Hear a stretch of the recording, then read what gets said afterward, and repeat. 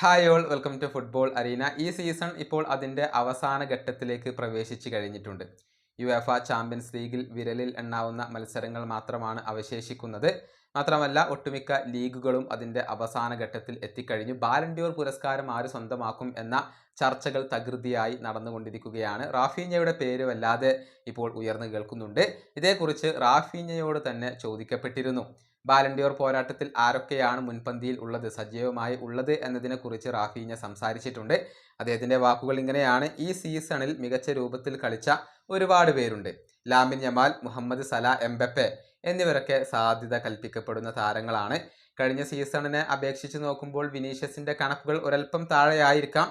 പക്ഷേ എന്നെ സംബന്ധിച്ചിടത്തോളം അദ്ദേഹം എപ്പോഴും ആ ഒരു പോരാട്ടത്തിൽ ഉണ്ടാകും. ഈ അവാർഡിന് വേണ്ടി പരിഗണിക്കപ്പെടേണ്ട രണ്ട് അണ്ടർറേറ്റഡ് ആയിട്ടുള്ള താരങ്ങളാണ് റോഡ്രിഗോയും പെഡ്രിയും.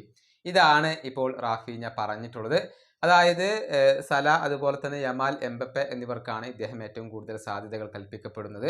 പിന്നീട് വിനീഷ്യസ് ജൂനിയർ, പെഡ്രി, അതുപോലെ തന്നെ റോഡ്രിഗോ എന്നിവരൊക്കെ പരിഗണിക്കപ്പെടേണ്ട താരങ്ങളാണ് എന്നുകൂടി റാഫീഞ്ഞ പറയുന്നുണ്ട്. ഏതായാലും നിലവിൽ ഈ ഒരു ബാലൻഡിയോർ പവർ റാങ്കിങ്ങിലൊക്കെ മുന്നിട്ട് നിൽക്കാൻ റാഫീഞ്ഞയ്ക്ക് സാധിക്കുന്നുണ്ട്. അത്രയും മികച്ച പ്രകടനമാണ് അദ്ദേഹം നടത്തിയിട്ടുള്ളത്. ഇനിയിപ്പോൾ യുവേഫ ചാമ്പ്യൻസ് ലീഗിലെയും അതുപോലെ തന്നെ ലാലിഗയിലെയും FC ബാഴ്സലോണയുടെ കിരീട സാധ്യതകളെ ആശ്രയിച്ചുകൊണ്ടാണ് അത് നിലകൊള്ളുന്നത്.